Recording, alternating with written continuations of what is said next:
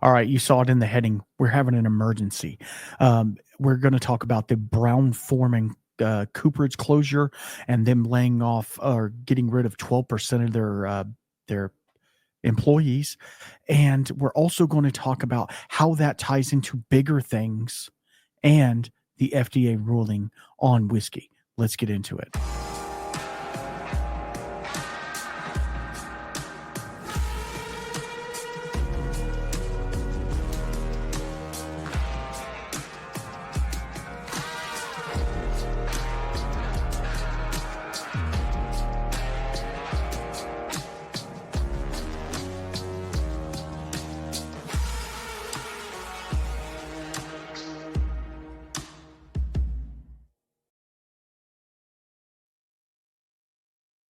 All right, guys, we're not playing on this one. I'm sorry.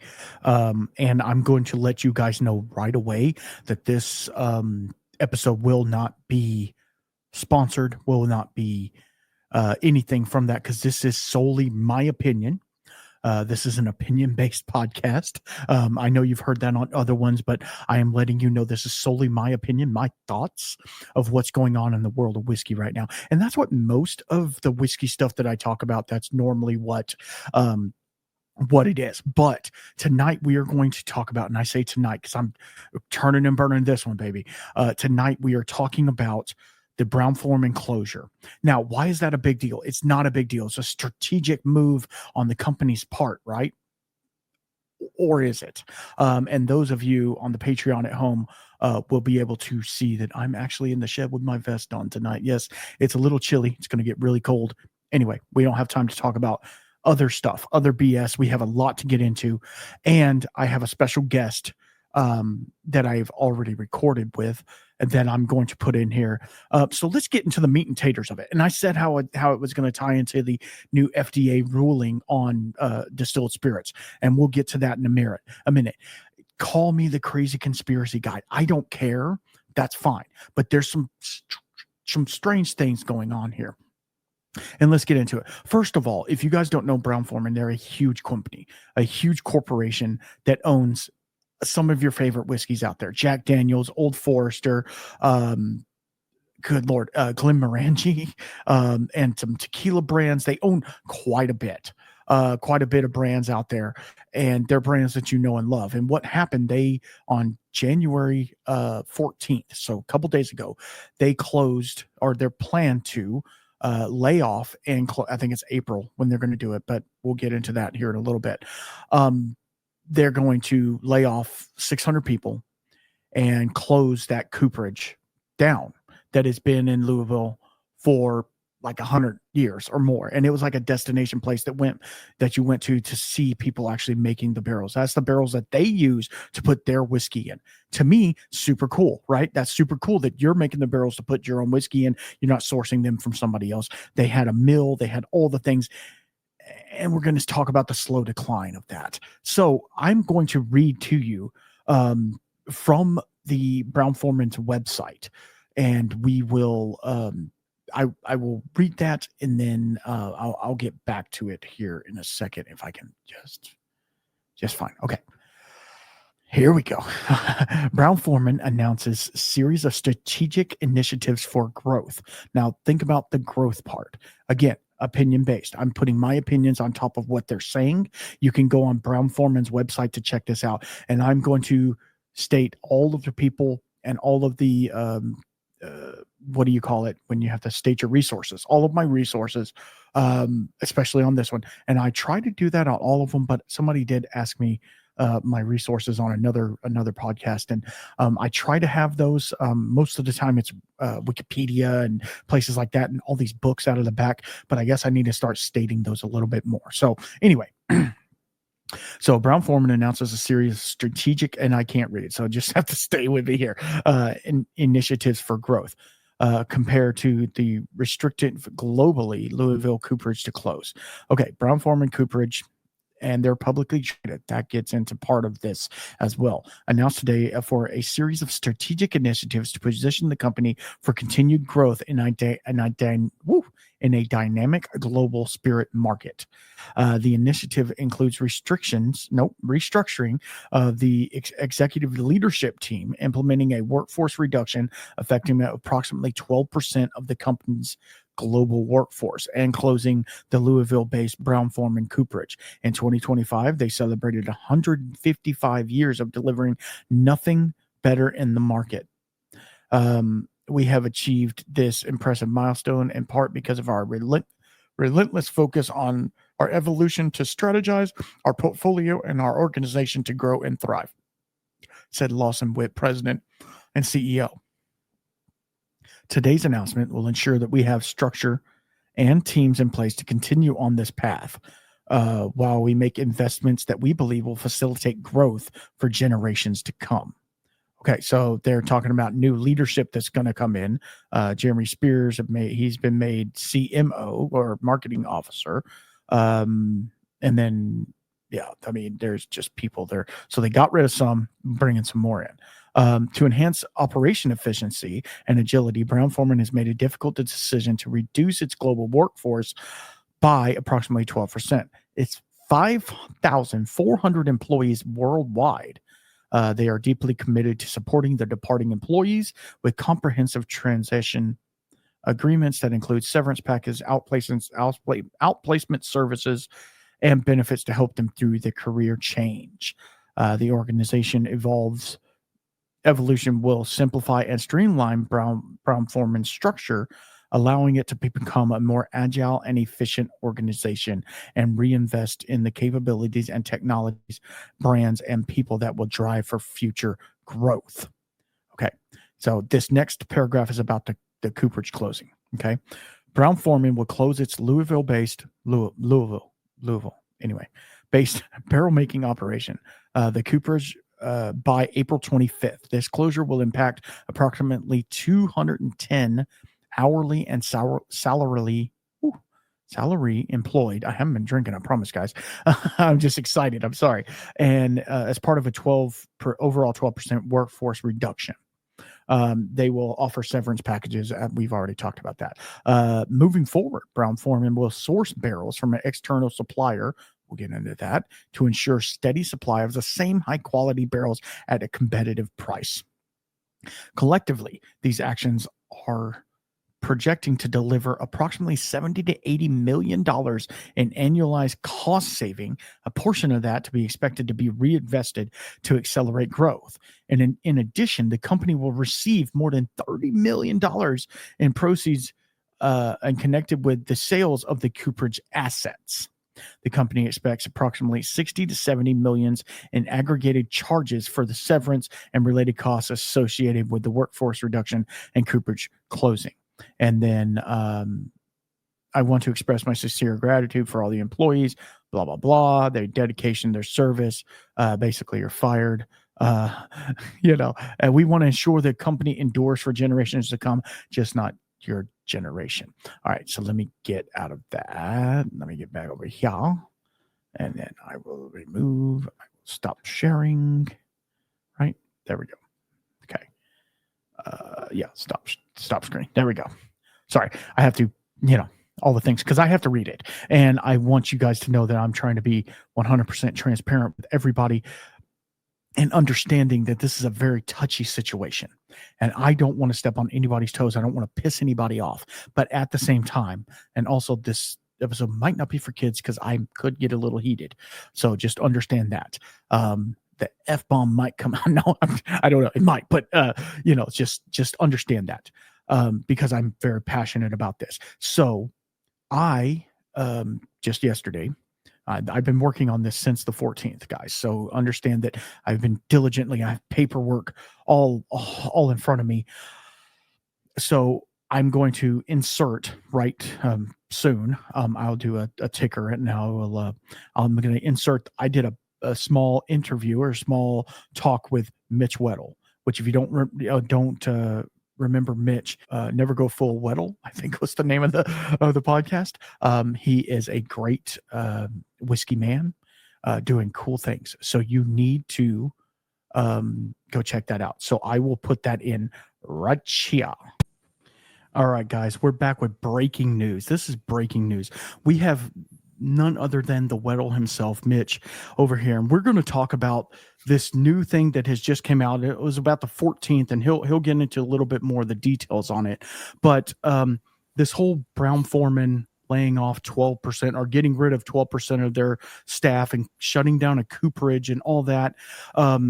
This is a broader topic than we can fit into this little segment that we're going to do, but I'm going to throw this in here just so we can get somebody who's been in the business, their side of it, and they can kind of see what's going on.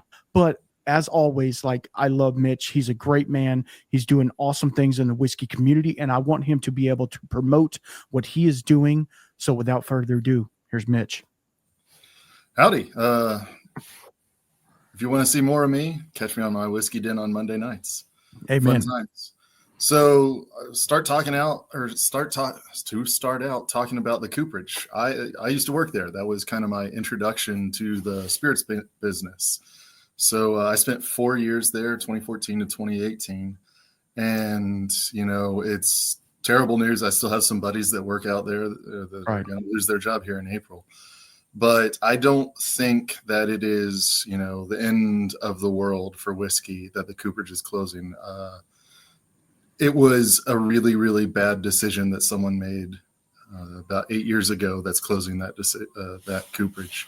So when I worked there, we had a lot of machines there that weren't super OSHA approved. They were grandfathered in. They made them as safe as they could, but, they weren't new, modern, safe machines, right? In 2017, Brown Forman announced that they were going to put in $45 million over the next 2 years to, bring the cooperage up to like a modern standard. And really what it was they were going to automate a lot of the jobs, right? So they were going to go from about a 300 head count to like 230-ish.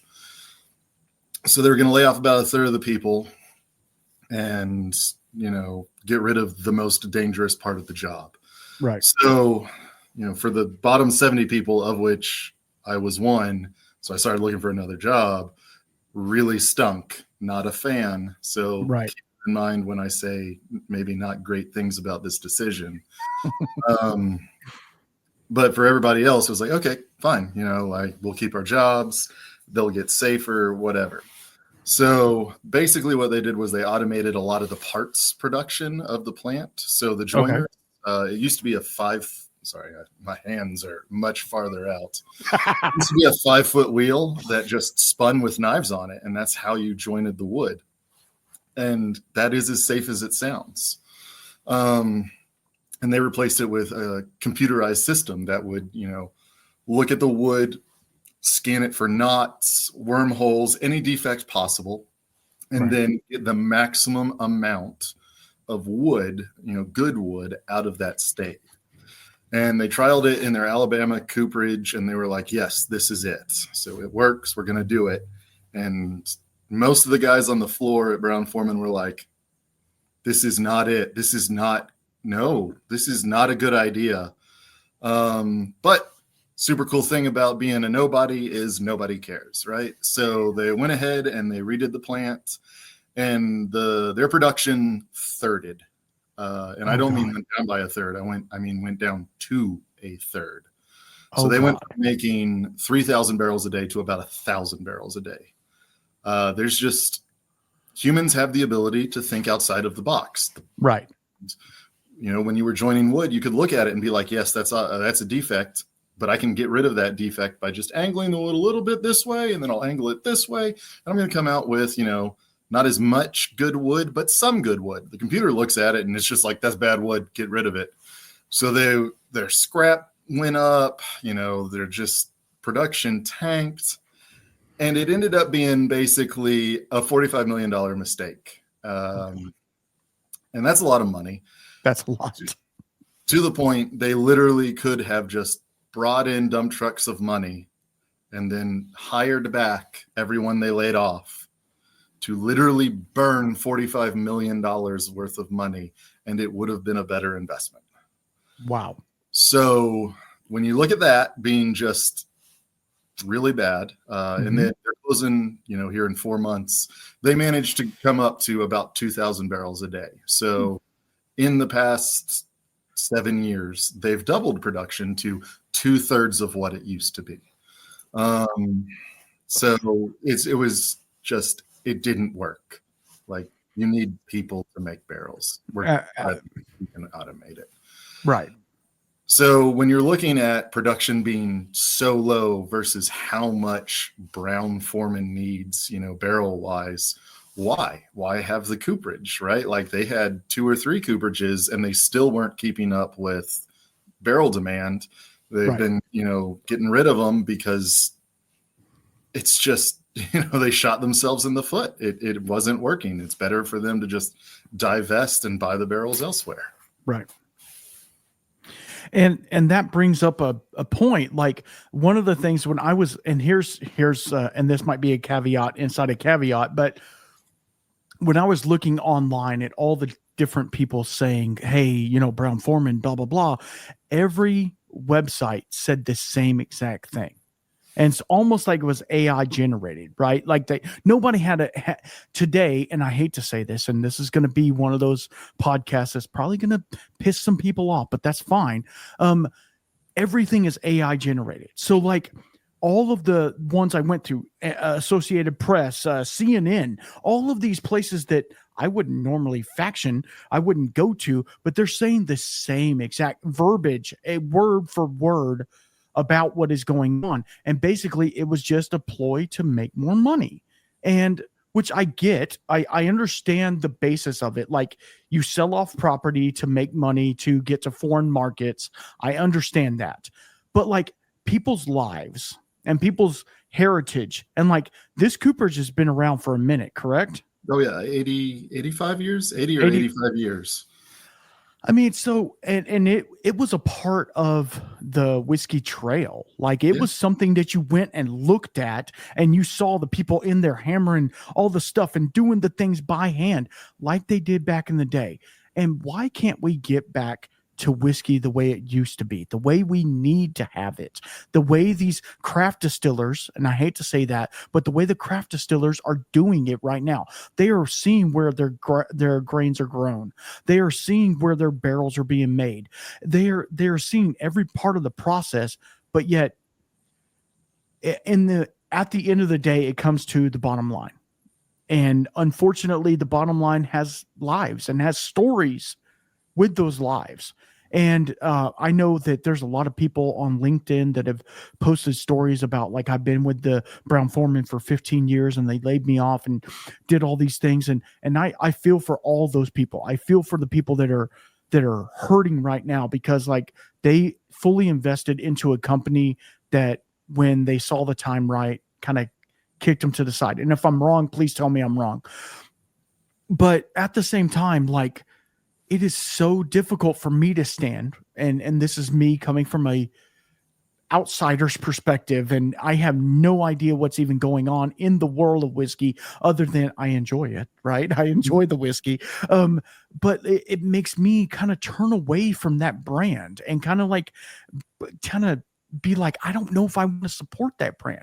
But you think about all the companies that are underneath Brown Forman, and I don't want to call each one of them out specifically because there's no need to. You can look that up online because it's a traded company, so you should be able to see all that. Like, it doesn't just affect Kentucky. It doesn't just affect the people surrounding it. It affects overseas markets. It affects everything. So how do you feel about that? How do you feel about the impact of what this is going to do to the whiskey market? So, I mean, bad, right? Like, I already got told by him I was going to get laid off, 8 years ago. So, I didn't drink any Brown Forman products for a while. So it is what it is, Yeah.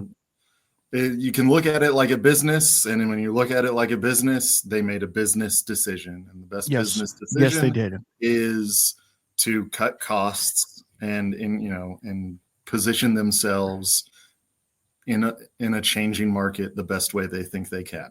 Right. But the problem with business decisions is they're not people decisions, right? They didn't Well, I'm not going to say they didn't. They looked at what are we going to do to these 600 people's lives, and what are we going to do for the culture of the company, by getting rid of these people, shuttering the cooperage, moving things around. And they decided it was worth it.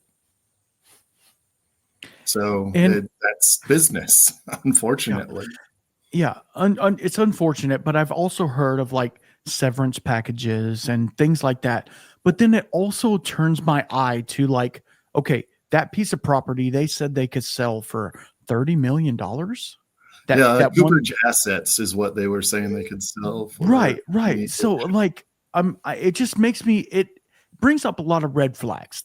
That's all I'm trying to say. It brings up some red flags in the whole process of like, okay, yes, you're doing this to outreach to foreign markets because we know that the tariff, we can talk about that later, but the tariff is going up with the new presidency.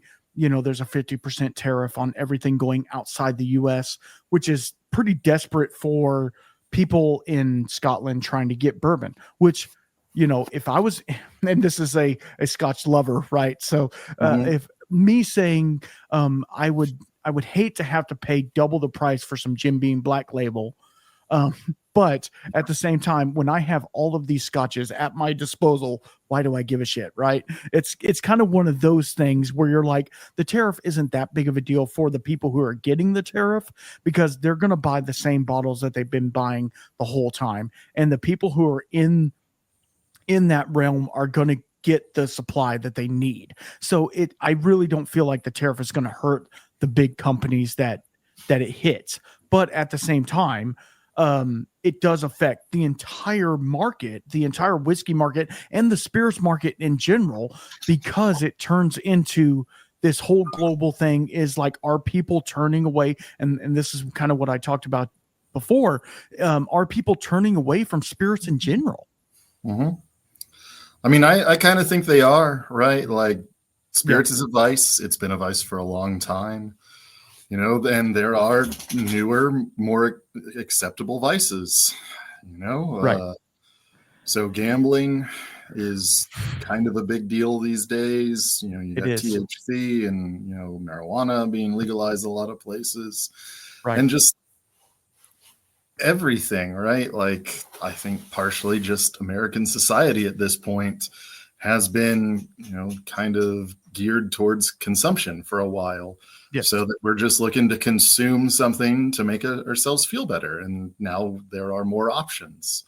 And, it varies from drinking to weed to TikTok to Facebook, Absolutely.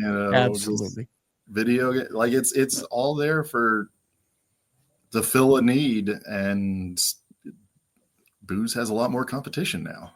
And I think that the whole liquor industry in general didn't really understand that.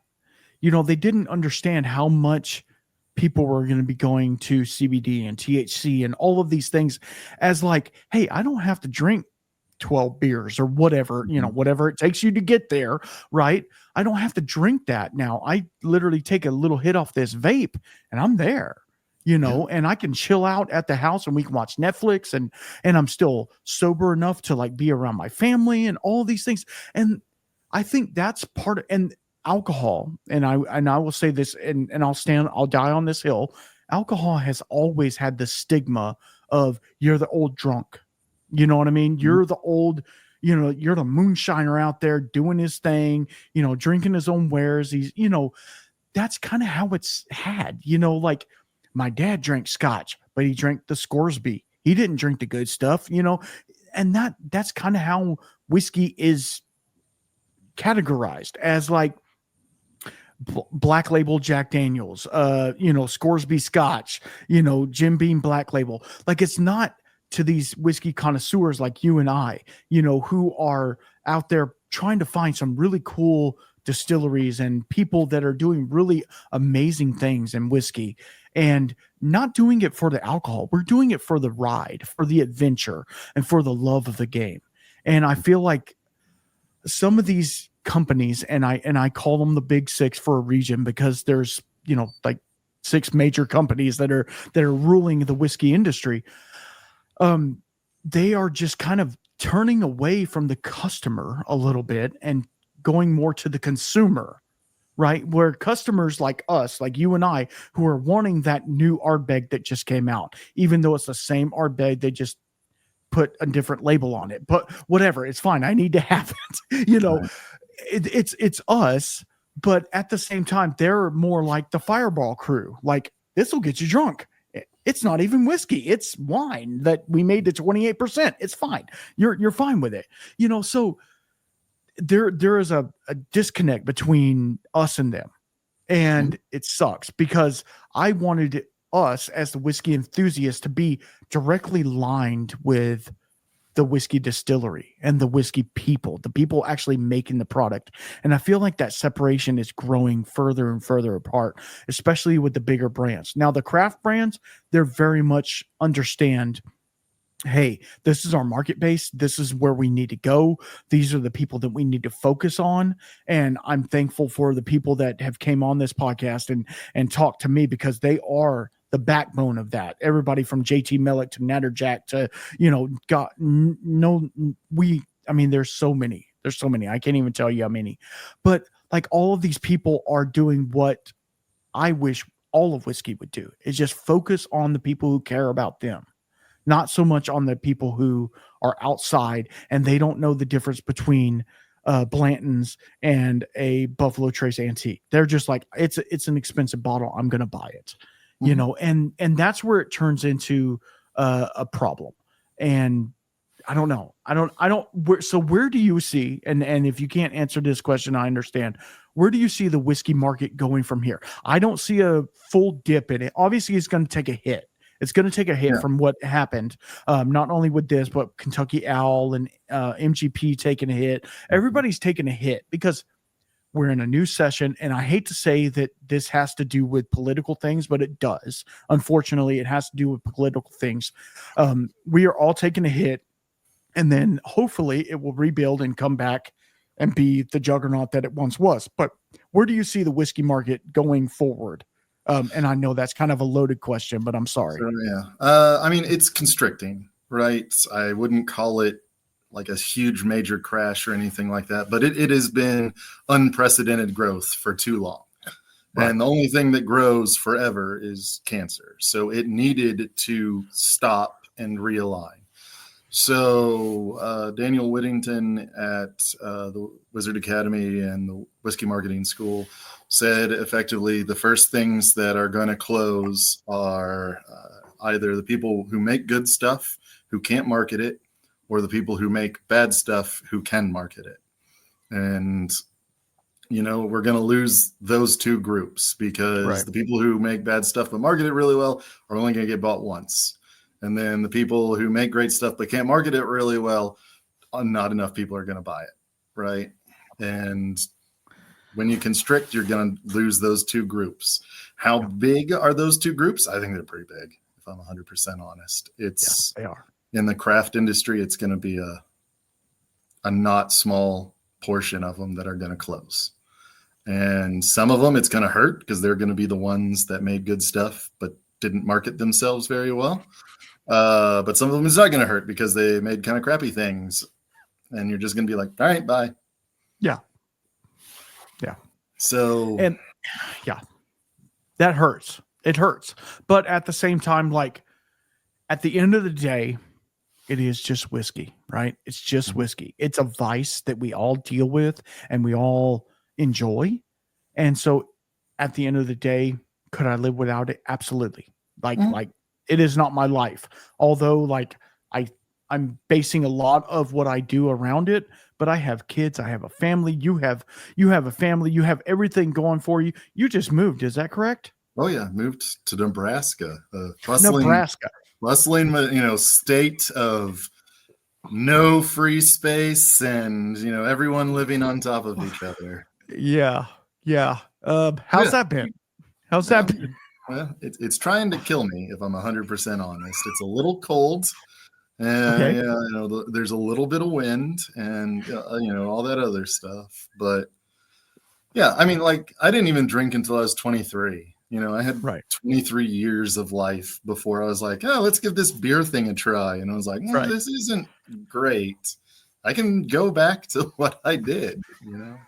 Yeah. And that's the whole thing. It's like, it is what it is. And if it falls, it falls. Do I want a whole prohibition and all that things? No, because that means more government influence on our society, which I do not want. And, take that for what it is.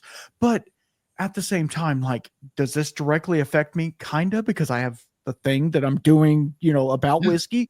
But as you are as well, we're kind of talking about whiskey a lot. So if it shuts down, it kind of sucks. But at the same time, like, I'll divert. Like, I can talk about multiple other things and still be able to, rock and roll. You might turn into the gardening shaman, or the the home brewing shaman, or whatever I am. It turns into a different thing because you just focus on something else. Now, do I want it to fall? Obviously not. If it prospers, I prosper.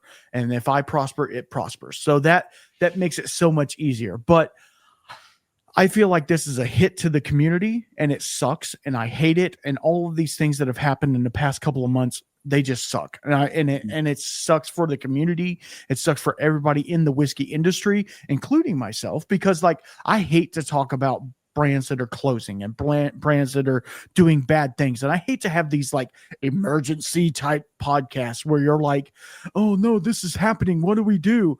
I don't want to be the fearmonger type person. I want to be like the upfront and like, this is going to be great and everything's great. But sometimes life isn't great.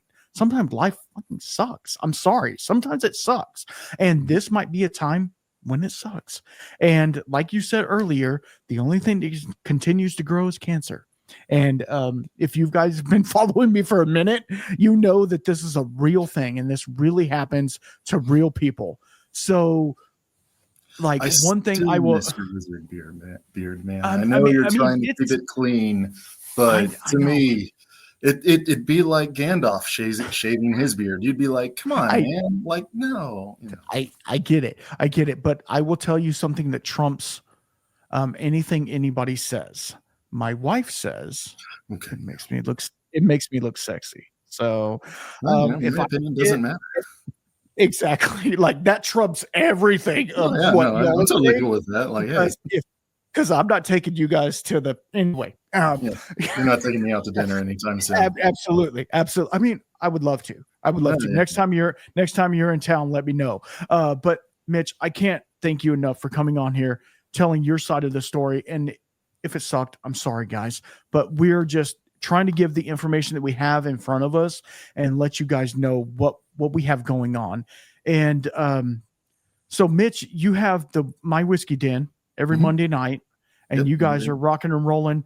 What is some of the stuff you got coming in the works, if you can tell us? We've got our year-end awards coming up here shortly. We're getting ready to film that and then present our, whiskey, distillery, all that stuff of the year. Awesome. We've got a couple special guests coming on, a couple master distillers, and I'm really great with names, so I'm just going to leave it at that because I either can't remember or remember just enough to say it wrong. Yeah. So it'd be like, oh, this is Chadwick? Chad. Oh, yeah. No. So, yeah. Coming up there soon. So hopefully some really good shows. Awesome. Well, I appreciate you so much for coming on here and giving us your take. And this is going to be a part of a bigger podcast, which is going to scope the ins and outs and the FDA approval of cancer-causing carcinogens and all of these things. It could get me shadow banned. Who knows?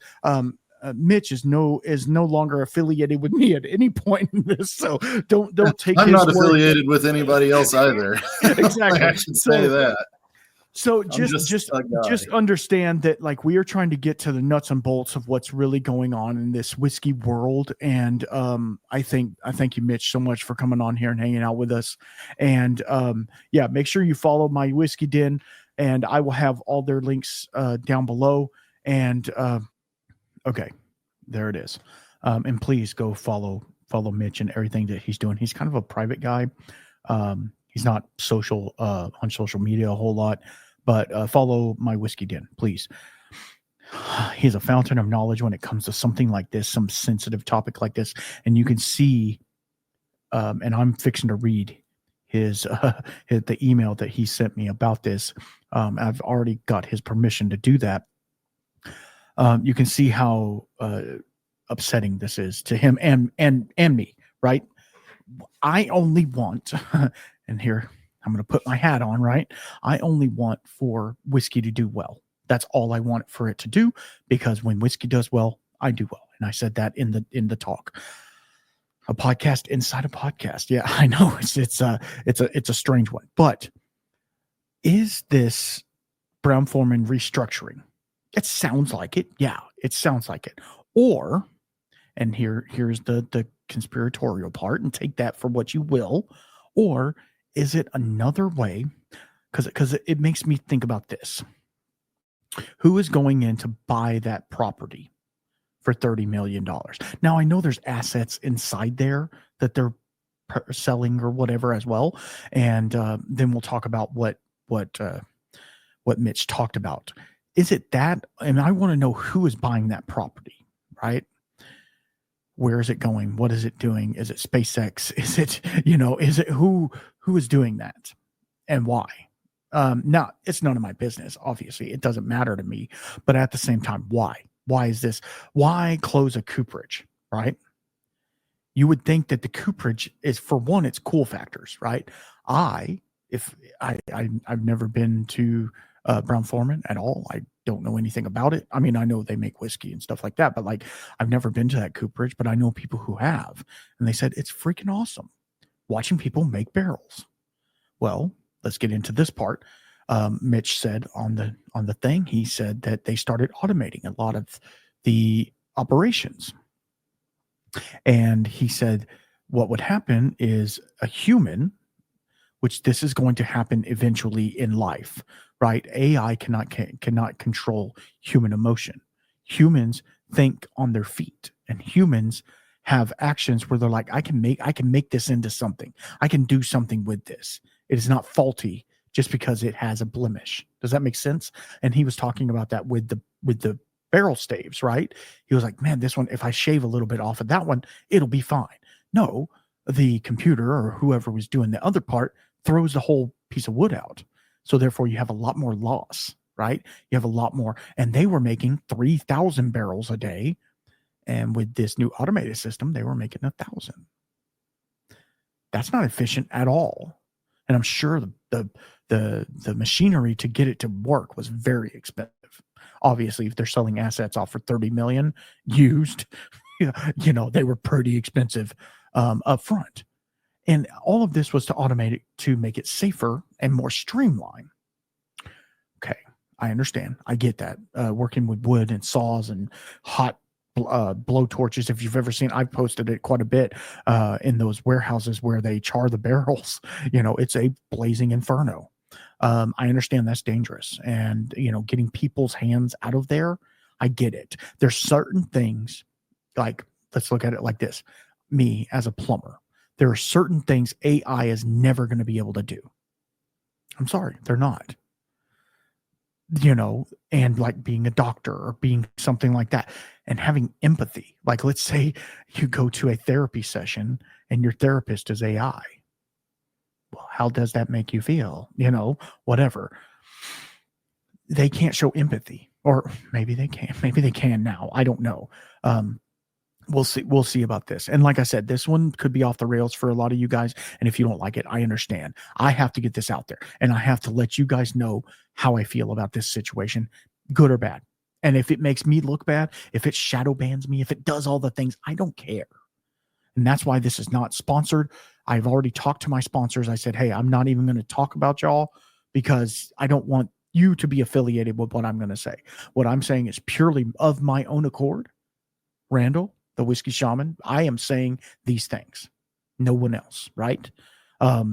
So I'm going to read an excerpt of the email that he sent me. I printed it off, and it is the smallest printing. I mean, I don't know if you can, it's, Oh man. Okay, so closing Brown Forman Cooperage is a bigger deal than it might be have expected. Brown Forman was a major bourbon producer with its own cooperage. They were proud of that, and they released bourbon. Then they started releasing bourbons called Cooper's Craft. And as of today, January 15th, the Cooper's Craft website proudly says these barrels are made by the barrels made by the bourbon. Why can't we make the barrels? At the top of the page. In 2017, Brown Forman announced that they were going to invest $45 million into the Brown Forman Cooperage over the next 2 years. In 2025 marks the Cooperage's 80th year in operation. Closing the Cooperage is not a small decision, and I understand that. When you combine Brown Forman closing the Cooperage, Kentucky Owl going bankrupt, and MGP cutting back on production, and the recent Wall Street Journal article that says the whiskey boom is over, it paints a bleak picture. And this is Mitch's words. And I told Mitch that he's more than welcome to have no affiliation with me as well, which I understand. So what does this mean? Is it a whiskey crash? No, I don't think it will be. What happened was during COVID, and I hate to say it like that, but during the pandemic, everyone, except for us that were what necessary, the workers, whatever, they stayed at home and they did video, right? And so what were they doing? What is another thing that came out at that time was online sales skyrocketed. So like you could go to places like Sealbox and Keg and Barrel and Cork, whatever. You can go to those places and buy whiskey. So you didn't have to go to the liquor store. So you buy the whiskey, you'd have it shipped to your house. And it revolutionized whiskey, really, because I purchased quite a bit of whiskey online that I wouldn't otherwise be able to find. So it makes it really cool. But it also made all of those distilleries that were selling their whiskey online, they were like, oh crap, we need to make more whiskey. So they doubled down on production. And now they're sitting on 68 million barrels, or I think it was 3.5 million barrels in the Brown Forman warehouse right now. Is it fully aged? I don't know. But they have a surplus of whiskey because of a lot of different factors, right? But because they just made so much of it at one time. So the cooperage was a great thing to have. During that time, they actually had to outsource still and get barrels from other cooperages because they couldn't keep up with demand. They would say, I need 5,000 barrels a day. Just think about that. You're filling, and they're probably filling more than that, but filling 5,000 barrels a day at a distillery. And a barrel, 53 gallons, right? Approximately 53 gallons of whiskey times 500, 1,000, whatever they were doing. That's a lot of whiskey. That is a shit ton of whiskey, right? And then now, and I don't know if you guys have seen this in the whiskey world, right? I try to stay up on whiskey stuff. Like I read headlines about whiskey. I try and figure out what's going on. And it's mainly bourbon. Yeah, it is mainly bourbon. But that's kind of what we're talking about, right? Until we get to the other part. But there has been I don't want to call it a temperance movement, but it's a temperance movement. I've heard other people talk about it. It's a thing, right? There's a thing that's going on that people just aren't drinking. It's not that they're not drinking brown liquor. It's that they're just not drinking.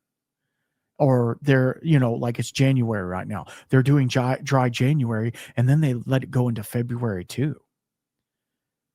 And I'm going to be the first to say, and this segues into the other thing, which we're going to talk about later. I will be the first to say that overindulgence in whiskey is bad. I'll be the first to say that. I've said it multiple times. And taking it too far and having that dry week or that dry month, whatever you need to do to reset your palate and refocus and re-energize your body and see if there's any dependency problems, right? I get it. But This, on the other hand, is there another hand at play?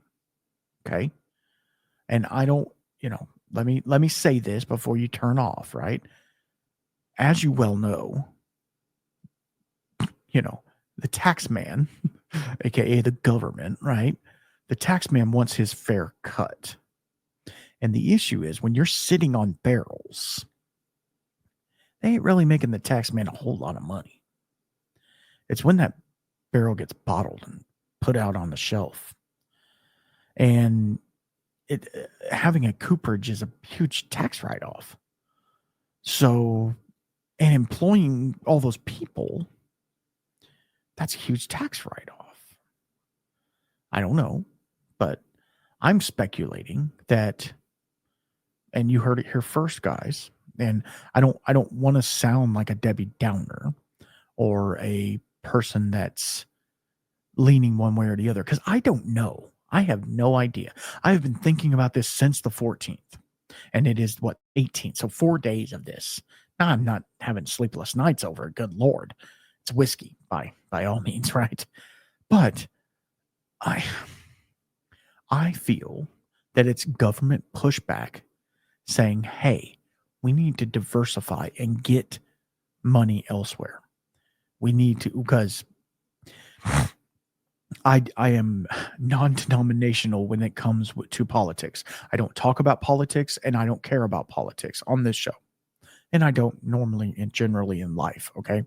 But the current administration, or the administration that's fixing to come into the office very soon, like Monday, whatever, has had a disdain for the still spirits. He is a purist. He is what we would call in the heavy metal culture a straight edge, right? He's a straight edge. And so he looks down on whiskey and things like that. Not saying he hates it, but it's not even an issue to him.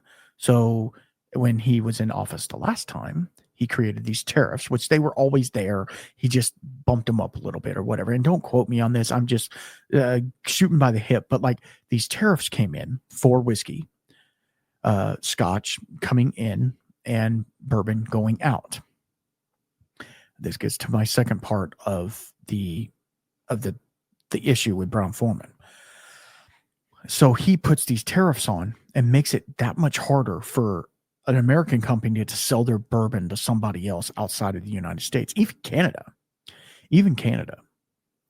And so what happens is a lot of the spirits companies stay local, and it makes it very difficult for you to find a good Scotch, right? Why can't you find a good Scotch? Because they can't afford to ship them over here. Because if they got over here, they'd be twice the price that they should be.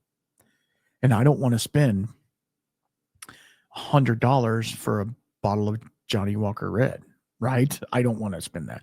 I actually have an extremely old, probably 40-year-old Johnny Walker Red I need to get into. Anyway, that's another podcast. But don't ask me how I got it. I killed somebody for it, actually. No, I didn't. I'm sorry. Not only am I going to get shadow banned, but I'm going to get dinged and as being a murderer. Great. Lord. Sorry, I had to pause and take my vest off because I was getting a little warm, getting a little heated in here. And I'm sorry. I'm trying to maintain composure. Now, does this mean anything to me personally? Absolutely not. This doesn't mean jack squat to me, right? Doesn't. But does it mean something to me whiskey-wise? Absolutely. Okay, so we're talking about the tariff, right? And is the future administration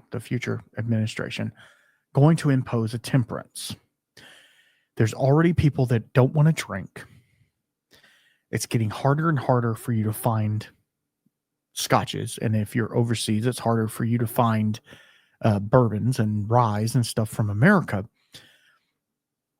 What does that do? That's like it keeps hitting at the same nail over and over again at this slow boil of government. And, the tariff would be government regulated, right? It's a tax on top of a tax on top of a tax, to where it's going to get harder and harder to find alcohol. Ergo, not a prohibition, obviously, which we know that right before the war started, they had prohibition, right? Or during the war, or whatever. It doesn't matter. I'm not a historian. Stop. And then during the World War II, they shut down production as well because they were making ethanol for the vehicles and stuff like that. So alcohol in any times of stress is the first thing to go. And that's kind of what I was talking to Mitch about. Everybody is moving towards ulterior things. Let me talk about the Brown Forman thing, and then we will move on. Right? This is a good topic, but I need to finish with Brown Forman.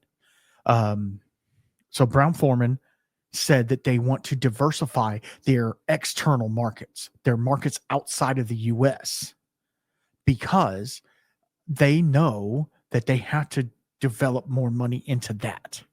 Why? I don't know. Do they not have sales in the U.S.? Do I not know everybody has a bottle of Jack Daniels, right? Like, what? I don't understand that part. Obviously, it's business. I don't know business. I don't know their business. And I don't want to. I don't want to own a multi-billion-dollar company, right? I don't. I mean, I would kind of like to, but whatever. Just the stress of that, right? The stress of, I own a company, a multi-$100 company. Yeah. You get what I said there?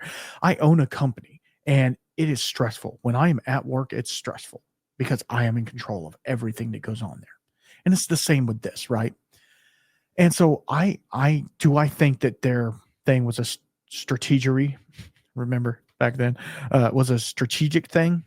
Yes, it was. They're covering their own ass because they know something's fixing to happen, and they're sourcing barrels now. So here's the whole thing. They said it cost them, I don't know, they're going to gain like $70 to $80 million by closing down their cooperage. So what the hell was going on over there, right? Because you would think it would save you money because you don't have to buy freaking barrels, right? If you got to buy barrels, it's going to cost you money no matter what. So is it the extra cost of the labor? You still have to have coopers. That's the thing. Just because you have a barrel, that doesn't mean it's not going to leak. That doesn't mean it doesn't have to be adjusted. That doesn't mean it doesn't. I know the guys who fill the barrels, they're probably able to do some of that stuff, but sometimes barrels just suck when you get them, and you got to fix them, or you got to break them down and redo them again, or shave them a little bit more. And so what they are doing, and this is public knowledge, they are outsourcing to Independent Stave Company, which is a huge company. Don't get me wrong. They're a huge company. I've tried to talk to them about coming on the podcast, and they're like everybody else. They don't want to talk to me. That's fine. You make wood. I don't give a shit. Right. But at the same time, I do give a shit because it's like, they're an important part of whiskey making. Right. But at the same time, I digress by saying, like, so they're outsourcing to another company. At least it's not, some foreign company that. Now, I don't know anything about Independent Stave. They could have foreign assets. They could have all this stuff. It could be shipping it straight overseas, all that money, for all I know, right? My whole thing with the situation is just this. And Mitch and I talked about this. Beating a dead horse at this point, right? The lives that were altered by the thoughts of somebody else. They look at the bottom line and they don't look at the other lines. They look at like, hey, if we cut 12%, we'll be good. Close the cooperage down, it'll be good. Now, here's the thing. They've been having trouble.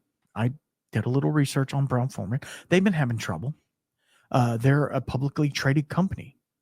Stocks, they go up and down with life. And guess what? We're in a weird part of life. I don't know if you've ever been outside.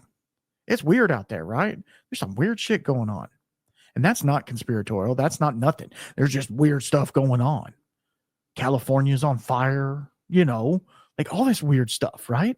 Like, I know California's on fire a lot, but you know what I mean? Like, it's just really strange. It's a really like it's always strange, right? But some really strange things are happening. So is this a business ploy? Absolutely. But is there something else going on? I don't know. I think there is. Now, what I'm giving you right now is what I know right now, right? So I can't look forward. And I don't want to make a prediction or something like that because for one, it's not for me. It's not for me to do. I don't I do care. I don't want Brown Forman. I don't want whiskey. I don't want all of these places to go under because when they go under, I lose out too. So it sucks, right? But at the same time, do I feel like it's a downfall of whiskey? No. Brands go down and come back up. Brands fall, right? Not saying Brown Forman's going to fall. They're huge, but some of their other brands might. They're smaller brands that they have underneath their fingers, and it could hurt some of these craft distilleries. I don't know. I don't know what's going to happen. But at the same time, it doesn't matter. But there is something that does matter. And this moves me to my next point. And I think it ties right in somewhere. But you tell me what you think. Let me know in the comments. Leave a review and let me know. I need 5-star reviews for sure. Not that anybody's going to listen to this one because they're going to be like, that dude's freaking crazy. Okay, so let me read something else. Man, I'm sorry.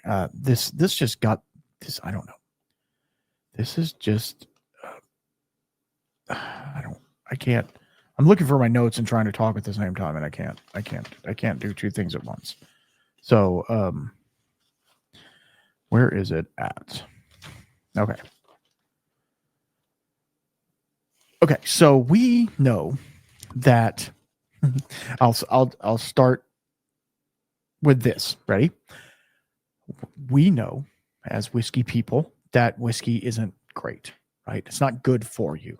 It's not like having protein in your life and having a balanced diet and exercising and being a good person. Whiskey doesn't affect any of those, right? Well, it can negatively, I guess. It has very little to none. Now, there is some people like my buddy Locktar out there, Locktar Barrel Breakdowns. Go follow him on YouTube. He drinks whiskey because he has neuropathy of the legs. And the doctor told him that maybe not just whiskey, but alcohol can help deaden some of the nerve endings that are making his legs hurt so bad. He couldn't walk for a while, right? He said, have some alcohol. He drinks like 2 ounces a day, 2 ounces of whiskey a day, supposedly. I'm not his doctor or him or whatever. And it helps with the nerve pain because, as you well know, if you've ever drank too much alcohol, and we all have at one point, right? You feel like Jack Sparrow, right? You're like, why is the rum always gone, right? That's how you feel. And so what is happening is, among other things, you are being poisoned. But it is also a neuroreceptor blocker. So you don't feel. That's why, like, you ever see those guys, and I know we all watch it late night. We're scrolling Instagram or TikTok, which is fixing to go down too. That's anyway. You're sitting there and you're scrolling and you see like fights, like drunk fights. Do you notice how like those guys get knocked? I mean, they get knocked out, right? And they try and get back up. You know what? Have you ever been punched in the face? It is probably some of the most painful thing you will ever do. But yet, they get back up and are ready to go. If I got punched in the face right now, totally sober, right? Got punched in the face right now, I might start crying. I'm not going to lie. As a grown-ass man, I might start crying.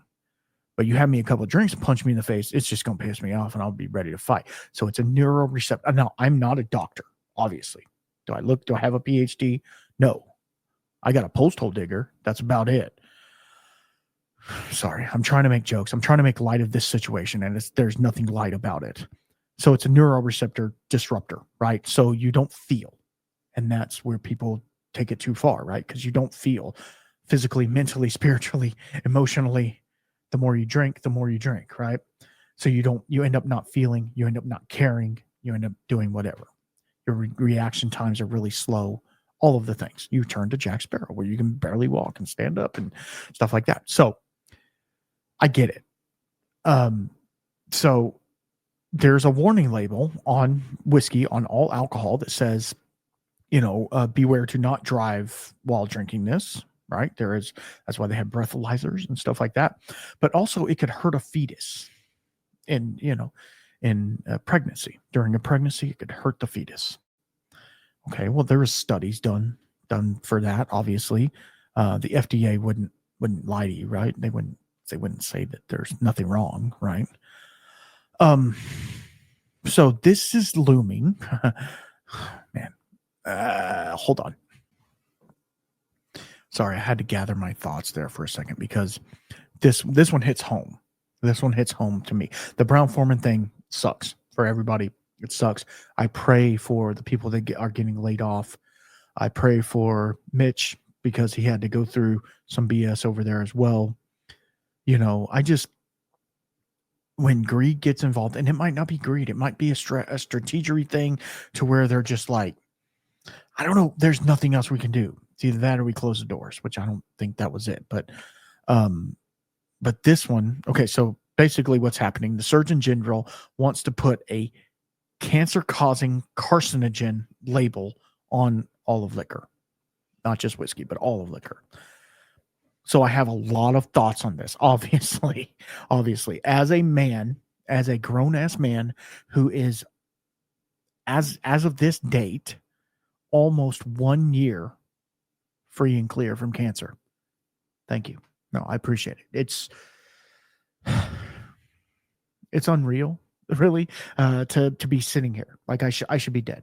Okay, so that's beside the point. But I don't think, and I'm okay. Let me go back to the beginning. They want to put a warning label on liquor.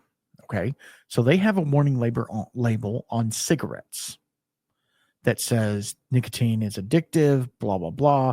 It can cause lung cancer. It can do all of these things. Right, it can. And nicotine, like alcohol, is a recreational thing. You don't have to smoke. Right? You don't have to. Now, there are people that will tell me, yes, they do. Well, that's because you're addicted to smoking. It's not that, like, when you were, let's say you're 18, you're legal age, because nobody smoked before 18, right? Like, nobody drank before 21. Let's say you're 18, you buy your first pack of cigarettes. I don't know if you've ever smoked before, but that first pack of cigarettes tastes like ass.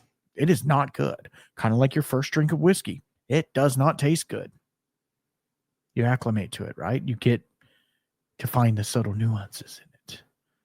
I feel that alcohol much more than smoking, but I don't disband either one. I will tell you, I will be the first to tell you that alcohol, like cigarettes, is a drug, like any other. So do we need regulation on that? Yes, because I don't want my child drinking alcohol. All right, I don't. And as a grown man, I do know that drinking alcohol, whiskey, is not inherently good for you. How bad is it? Depends upon how much, right? Has a lot to do with how much. And they want to go in. It used to be a thing where they were like, you have 2 drinks a day, 5 days. Like, there was a serving size, right? Like 1 can of beer or whatever. They want to change that to make it smaller and smaller. Now, put a pin in that, but yet they still sell 44-ounce Sonic drinks full of high fructose corn syrup and red food dye, which they said that they were going to cancel red 3 as well, right? Even though there's red 40, blue 4, blue 5, all of these other ones, what they're actually going to do is just change the name of them. But that goes on to another tangent. We don't need to talk about that. So why I will be the first to say that whiskey is not good for you. It's not healthy, right? But and as a grown man, I know that there is risk. There is risk to drinking. There is. Do I condone somebody overindulging and over drinking and taking it too far and making it become a habit and becoming an alcoholic and doing all those things? No, of course not. I don't want that for anyone. I don't want. I have seen way too many people lose their lives because of alcohol. But I've also seen a lot of people very, like, extremely close to me do that with heroin and other drugs just as much. Cocaine and heroin and fentanyl. But yet you go in for an operation, what's the first thing they give you? Fentanyl. So does that make it right? No, it doesn't. I don't know. Like, we all know that whiskey's not good for you. Is another warning label on there going to deter people from drinking whiskey? Or is it a scare tactic to get people to not drink? Ergo, going back to my first thought of they're trying to, the ominous they, are trying to bring in another prohibition, temperance movement, whatever you want to call it. And it is at the hands of the powers that be. Take those for who they are. I don't care. Right? So let's say, for shits and giggles, that they put this warning label, and they are. I think it's a thing that they're going to do. Does that deter you from buying whiskey? Does it saying that this could have cancer-causing carcinogens in it? And then I'll get to my next point. This is going to be a longer episode. I'm sorry. I have to say all this stuff. So if it does deter you from that, I understand. I don't want anybody to have to go through cancer. I've seen people do it. I've done it myself. I don't want anybody to do that. But also, and I've said this a lot here in the last 5 minutes, I am a grown man. I can do as I will. We live in a free country, and I can do what I want when I want. Correct? Right. So you putting a warning label on a whiskey, on a beer, on a whatever, is it going to deter me? Possibly. No, it's not.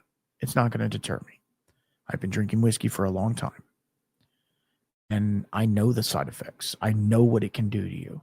And I also know that those are sometimes the risks that we take in life. And I hate to say it like that. Like, I don't want to flirt with death. That's not what I'm trying to do at all. I'm doing everything in my power to be free and clear of cancer for the rest of my life. I really am. I'm hopped up on all kinds of medications. Natural, of course. Besides Eliquis. I have to take Eliquis because I had a pulmonary embolism. But other than that, everything I'm taking is 100% naturally made. Hopefully. I do high-dose vitamin C injections. I do mistletoe treatments. You guys have heard of it. I've talked about it before. I'm doing all these things to make my life better. And I told my wife and my doctors, I said, the one thing that I want other than to live is to be able to have a drink every once in a while. Now, I am fortunate enough to where I can drink whenever I want, wherever I want. I don't do that. I still maintain the same thing that I used to back in the day. I try not to overindulge. I try to sit there and enjoy the whiskey for what it is. I try to do that. Now, sometimes, I'm not going to lie, I get stressed out. I have a drink. That's not the best thing to do. But guess what? It's life, and I'm human, and I have those emotions. Do I want people that I love, that I know that drink alcohol, do I want them to be turned away just because of a warning label? Yes and no. Yes, because I don't want anybody to be led astray by thinking that alcohol is good for you. But at the same time, they're hopefully grown people, and they can make their own decisions on that. Now, let me get into the caveat of all of that. Whiskey is not good for you. Don't drink it, right? If you want to be the healthiest you, do not drink alcohol at all. Zero. But I will tell you this, and this is, if you want to quit, fast forward, I don't care. There are so many things out there that are as bad, if not worse, for you. Your Fruit Loops that you eat in the morning have more food dye, more high fructose corn syrup, more aborted fetal cells, all of this shit. There we go. All of this shit that should not be in there. It should all be natural, right? Everything should be naturally derived. Why is it that America, just America, can put all that BS in all of their stuff? Do you know what the number one ingredient in baby formula is? You got it. High fructose corn syrup. You know what the number one most genetically modified product is? Corn. I rest my case. Let me get back to something real fast. I said all of those things just now, right? I said that the whiskey is changing. Whiskey has changed. I have that. Remember on my live stream, I didn't post it on the podcast apps because there was some errors and it's just kind of weird. I opened a 1983 decanter Wild Turkey. Yeah, I did. And that whiskey in there was so good. And let me tell you why it was so good. I love Wild Turkey, don't get me wrong. It was so good because that was before they got bought out by Campari. All of the grains that they were using were organic, non-GMO, locally sourced. It makes a difference. That is why, and I'm going to put a caveat to this as well, that is why I push for craft distilling. Because everybody's like, oh, terroir is bullshit. Okay, even if it is, the fact that they're using locally sourced grains, that they know where they came from. They know where those grains, they went to the field and saw the grain growing organically like it should be, without Monsanto spraying shit all over it. You know what I mean? Without any unadulterated, just grains. I guarantee you if we did that, it would make whiskey that much less carcinogenic. Because I will tell you this, I've seen it with my own eyes. If you've ever tasted gin, right? You know, it tastes like juniper, right? All those floral components and all of that stuff, they weren't in that product before, but they are now because they are called congeners. And that's in our pot still versus column still, which I'm working on the next one very soon. Those congeners come over in distillation. So what the hell makes you think that freaking herbicides are not going to come over in freaking distillation? Make it make sense, right? Make it make sense. Because if those herbicides do not come over, that's bullshit. I guarantee you they do. So having locally sourced organic grains that we know were not sprayed, and I know organic is a fallacy, right? Organic is false because 20% of the crop could be organic and the rest wouldn't have to be. I get that. Organic is bupkis. I get it. But at least they're trying, right? Yes, you pay more for it. I get it. It sucks. But I would gladly pay an extra $10 for a bottle of whiskey knowing it was organic. Absolutely. Absolutely. $20. If you told me that Wild Turkey decided to go to 100% organic grain, right? They had a locally sourced area that they were buying all their grain from that was tested 100% organic. You could go check it. You could do all that. For a Wild Turkey 101, which should cost $25, I'm just throwing a price out there. I would gladly pay $40 for an organically grown Wild Turkey. I guarantee you. And why? because I know it doesn't have the BS in it. So now when I drink Wild Turkey, and I'm not pointing at Wild Turkey, right? I'm just saying that's part of the reason. Now, whiskey in itself is ethanol. Ethanol is a solvent. Solvents are not good to ingest, but yet it is the one thing that your body actually enjoys. Your body has an endorphin rush from alcohol. That's why when they say I'm feeling tipsy, that's your body's reaction to the alcohol in it. And then you get to drunk, right? Then you're like, oh God. But when you get that endorphin rush, it's your body saying, I like this. I know it hurts. I know it's not good for me, but I like it. So that leads me to the next thing, which I think we talked about it a little bit earlier, but I'm sorry. I'm gonna reiterate it. So there's this movement. Okay, so they want to put that warning label for cancer-causing carcinogens. Yes, I understand. Do what you got to do. It hurts my heart because like it makes people push away from it, but maybe they should. If you're unsure that alcohol is healthy or not, because people say, "Oh, just drink vodka; it's healthier." No, it's not. Tequila is healthier. No, it's not. Have you seen the way they make tequila? It is gross sometimes what they do. So don't get it twisted. Alcohol is not good for you at all.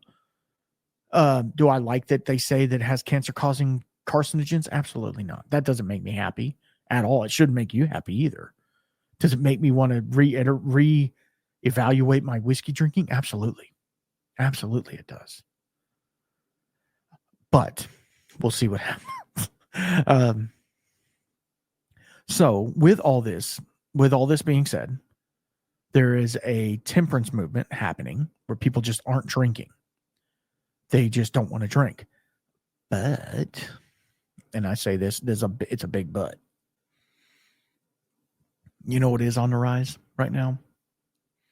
And it doesn't matter. I don't care. I really don't care. CBD, cannabis use. This one could hurt some people's feelings, but Ozempic. Now, why are you putting those three together? Well, people use CBD and cannabis. It triggers those same neurotransmitters in your brain. So therefore, making you feel the intoxicating effects without having to drink.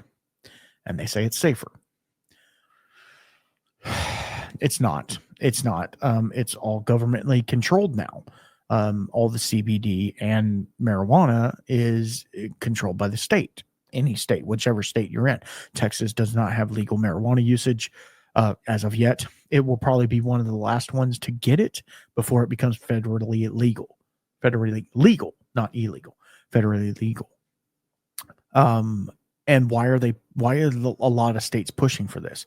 Well, it can grow. It grows very, very well.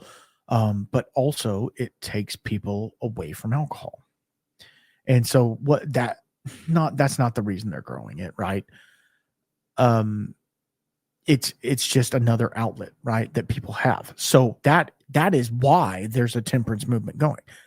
Go anywhere and you'll see kids, and I mean kids, 18 years old, puffing on vape pens. I guarantee you that ain't nicotine, homie. That ain't nicotine. That's CBD or that's THC Delta 8 or whatever. It's weed, okay? Just get it over with. It's weed.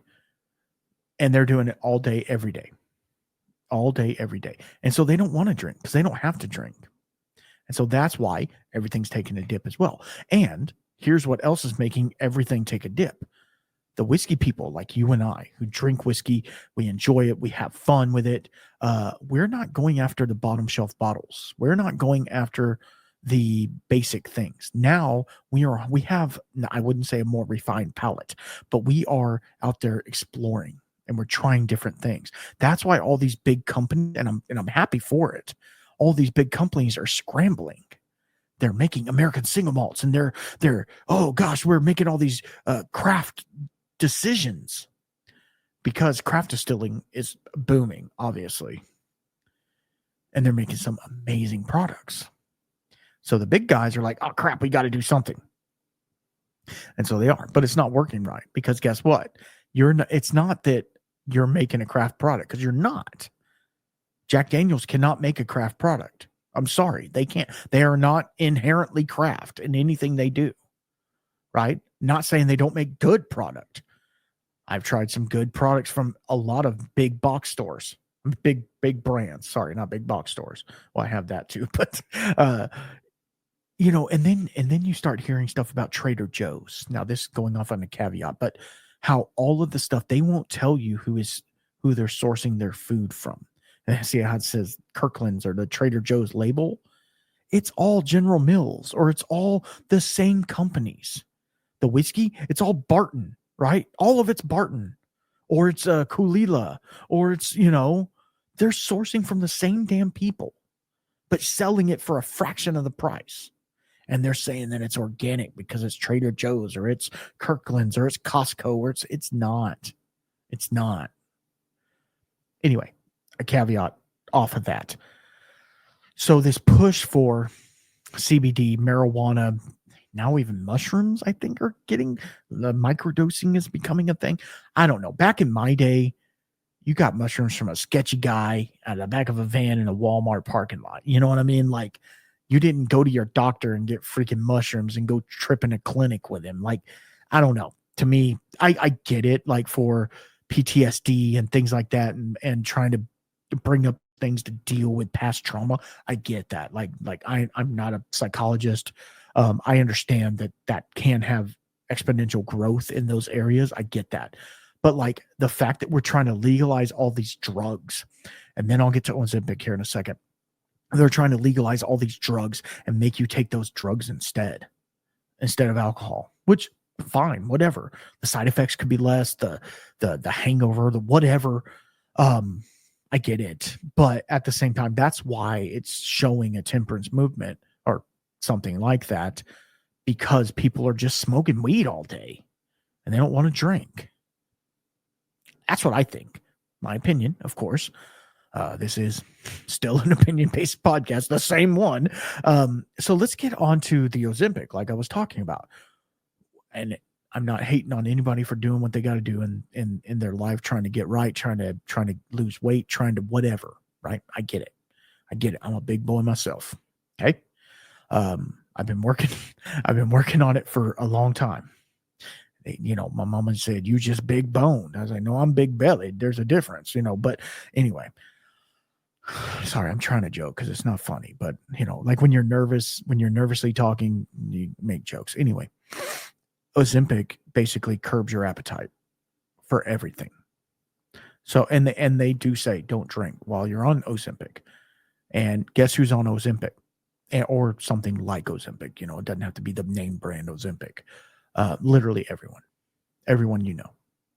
yeah, because it's going to be the new Oxy.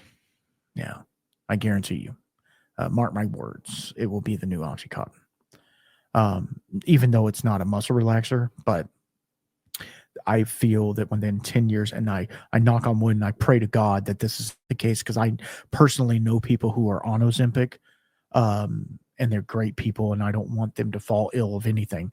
But what it does is it like restricts your, anyway, it does something to your body to make you not feel hungry, which is not good. You should eat.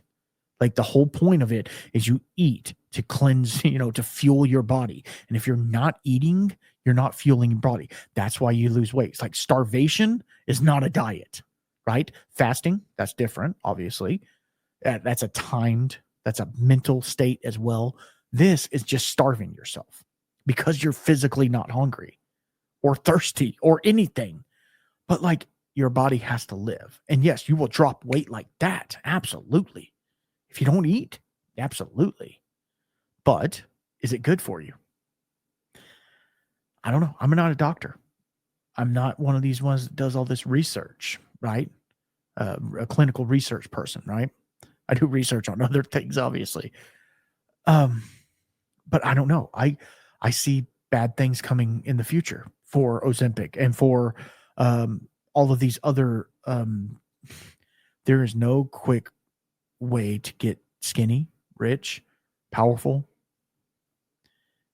I mean, I guess you can sell your soul, but we see where that got Diddy. I'm sorry. He's like, if you don't give me your money, I ain't gonna make it. You got all this baby oil over here. I'm sorry. I'll edit that out. I won't edit it out. It's fine. Anyway, I don't know if any of these two things are correlating together. I think they are, personally. I think that these two things are directly related. Now, let me get the red string out and pinpoint to you what's going on. Every time I talk, it makes air in my throat. Anyway, so Brown Forman closing down the Cooperage. In itself, not a huge deal. Companies have internal things where they shut things down and move things and move money from here to there. I get it. It's business. Okay, that's fine. Just in that. Okay. Then you have Kentucky Owl, or the parent company, filing for bankruptcy. Okay, that's kind of weird. And then MGP coming in and saying its sales were way down and they're pulling stuff. Okay, that's different. And then there's all of these other I've seen and heard other little things in the whiskey world where like people are like, man, our sales were down. Everything's down.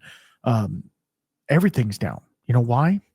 Because have you bought a carton of eggs yet, or some milk or anything like that? It's freaking expensive, right? So the budget for whiskey isn't there for most of us, right? As of right now, I have not purchased any whiskey this year. I haven't had the money to. And I've kind of changed the way I look at whiskey things now. But anyway, we'll talk about that on another podcast. But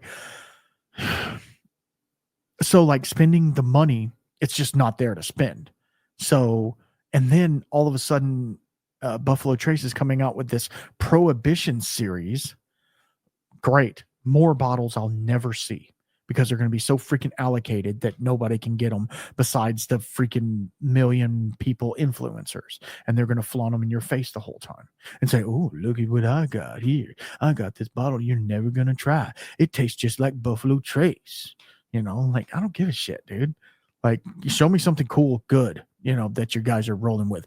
That's another topic. Yeah. I'm trying not to get off, but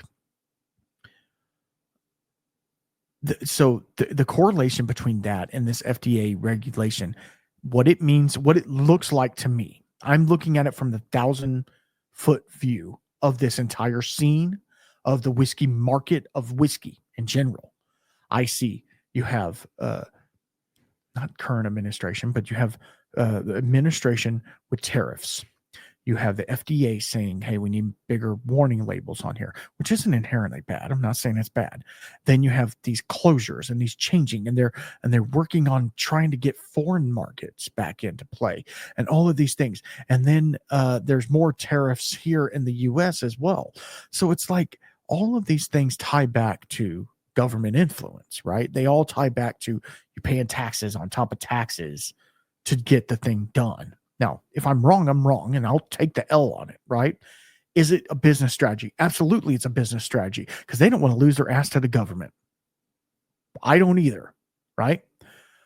But is it a looming thing that could be happening within the whiskey world? Within the world, not just the whiskey world. I feel like it is. Now, what does that mean? It's not World War III, right? Maybe, shit, I don't know. There's, like I said, there's strange things happening out there, right? But is this the end of whiskey? I don't think so. No, it's going to ebb and flow. It's going to do its thing. There's still people putting out some amazing whiskey, and they're sitting on barrels, and they're looking for future, right? We all have to look for the future. Stay in the now. Don't look in the past, and pray for the future, right? That's what we have to do. Be present in the moment, right? And they're looking in the future right now. But what's happening in the moment is hurting people. And that's where it hurts my heart. And this FDA thing, although inherently not bad, right? I kind of wish-washed on it for a long time, thinking, how can somebody say that this is bad for you when everything else in the world is bad for you, and they don't have warning labels on your Sprite or warning labels on your Coca-Cola? You know what I mean? You know, they do in other countries, right? We went to, for my wife and I's 20th anniversary, we went to Cabo San Lucas, right? Great place, amazing place. And all of the sodas said, this has twice the amount of sugar that you should drink in a day. This has blah, blah, blah. And it said it in English too. So, you know, it had all that on the bottle. Did it keep me from drinking it? No, because you can't drink the water. I mean, you have no choice. You drink a soda or you drink a beer. I mean, that's pretty much it. I don't want Montezuma's revenge when I'm in Cabo. I'm sorry. I don't want to be pooping all the time. Anyway, so the labels I don't care about, right? I'm going to drink whiskey until I hate to say it like that because that sounds like until somebody tells me not to, but somebody always tells me not to. You know what I mean? Like you just shouldn't do it. I mean, that's just, you shouldn't. But we do, right? Because we enjoy the whiskey. And so that's a price that we pay, right? Just like smoking, just like whatever. Driving in your car with no seatbelt. Like, seatbelt laws are totally ludicrous, right? Why are you lawfully making me put a seatbelt on when that only hurts me? That has nothing to do with you. That has nothing to do with the government. That has nothing to do with the person in front of me, right?